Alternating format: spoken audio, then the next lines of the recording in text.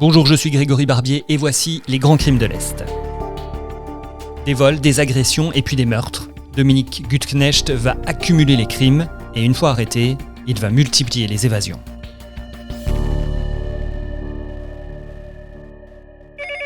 Ma vie est foutue, je n'ai plus rien à perdre. Le prochain que j'aurai, ce sera toi.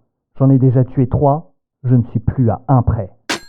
C'est sans doute parce qu'il en a trop fait que Dominique Gutknecht a pu être arrêté le 2 mai 1985 à Belfort, le jour même de son 26e anniversaire.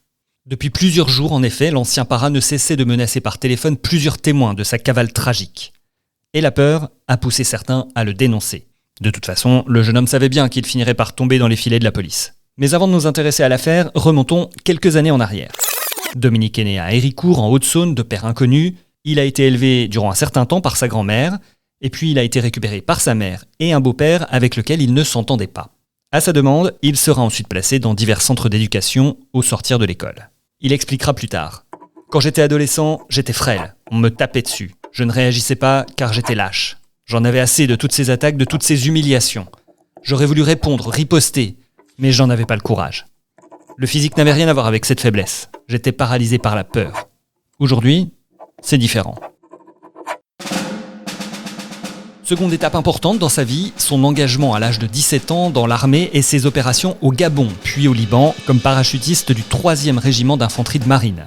Là aussi, il raconte. « Cela m'a permis de découvrir un esprit de camaraderie que je n'ai jamais retrouvé depuis, un peu comme dans une famille. » À son retour de Beyrouth, il reçoit une médaille. Cela ne l'empêche pas de déserter quelques mois plus tard pour rester avec une amie à l'issue d'une permission, une décision qu'il regrettera toute sa vie.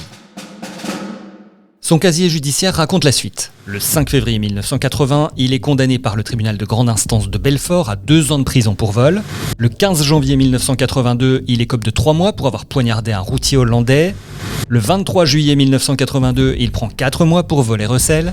Et le 1er avril 1983, le juge lui inflige 3 ans de prison pour attentat à la pudeur et violence. Il est alors incarcéré à la prison de Mulhouse, l'occasion pour lui d'écrire un mémoire sur son enfance et son adolescence. À sa sortie de prison en février 1985, il s'inscrit à l'ANPE pour trouver un emploi. Le 30 mars pourtant, il bascule dans le crime. Suite à une banale bousculade lors d'un bal à Damprichard dans le Doubs, il abat un jeune homme de 22 ans et en blesse un autre. Le 2 avril, 3 jours plus tard, il récidive à Belfort, cette fois-ci, un crime sordide, sans doute pour faire taire des témoins gênants. L'article de l'Est républicain de l'époque est explicite.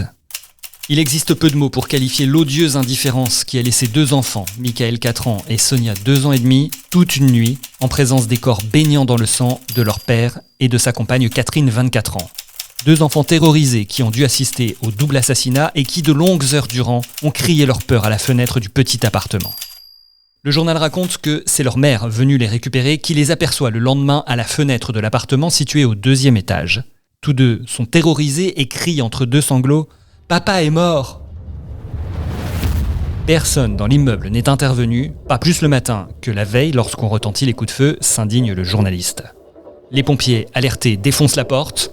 La police les précède et découvre les 2 corps sans vie, troués de plusieurs balles de gros calibre.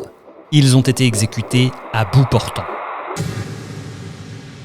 Les enquêteurs font aussitôt le lien avec le meurtre de Damprichard. Il ne fait aucun doute pour eux que le pistolet Mauser 9 mm qui a été retrouvé dans un canal est l'arme qui a servi à tuer le jeune couple de Belfort, mais aussi cet autre homme à Damprichard. Le petit Michael a en outre reconnu sur une photo l'assassin de son père. La traque commence, elle durera 1 mois. Peu à peu, les enquêteurs en viennent à une certitude, le suspect s'est réfugié dans l'immeuble surnommé La Locomotive en raison de sa gigantesque cheminée d'aération. Un important dispositif est sur place, toutes les issues sont bloquées. C'est le journal qui raconte la suite. Dominique, qui connaît comme sa poche ce véritable labyrinthe des temps modernes, y passait d'un appartement à l'autre, d'une cave à un grenier, d'un couloir à une cage d'ascenseur.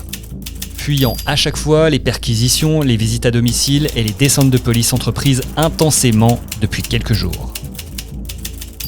Finalement, c'est un appel téléphonique anonyme qui le perdra.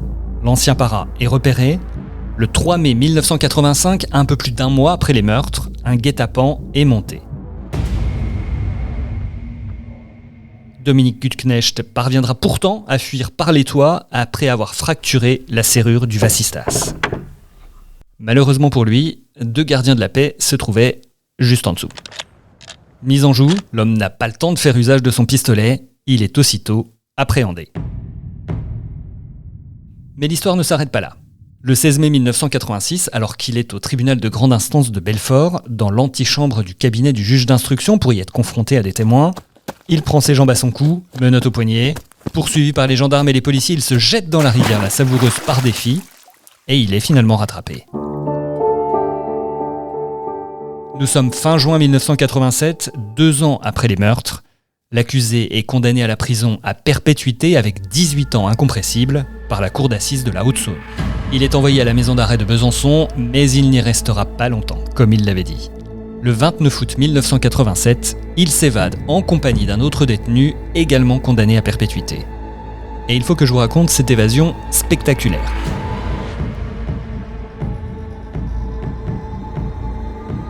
Utilisant une corde formée de drap et un grappin confectionné avec du fil de fer torsadé, ils se font la belle au cours de leur promenade quotidienne entre 2 rondes de surveillants. 3 jours plus tard, les 2 évadés sont localisés dans les ruines d'une maison abandonnée de Brégy, un quartier résidentiel de Besançon, mais ils parviennent à décamper avant l'arrivée des policiers. Le 4 septembre, son comparse qui commet l'erreur de rôder toujours dans les mêmes parages est maîtrisé dans le jardin d'un particulier. Dominique, lui, reste introuvable. Seule certitude, il a cambriolé une maison en bordure de la route de Lyon à la sortie de la ville, après s'être rasé et changé de vêtements. Il sera alors aperçu partout et nulle part à la fois. Il réussit à échapper à tous les dispositifs de recherche et aux vastes opérations policières déclenchées sans répit pendant 1 semaine. Le 24 octobre 1987, 2 mois après son évasion, l'Est républicain écrit. Sa réputation de tueur froid et d'homme qui n'a plus rien à perdre en avait fait l'un des individus les plus recherchés sur le territoire national.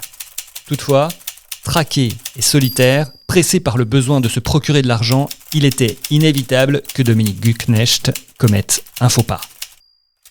Ce faux pas, il le commettra à Chambon-Feugerolles, dans la Loire. À court d'argent, le franc-comtois décide de cambrioler une modeste agence bancaire de la petite localité. C'est là que l'improbable se produit.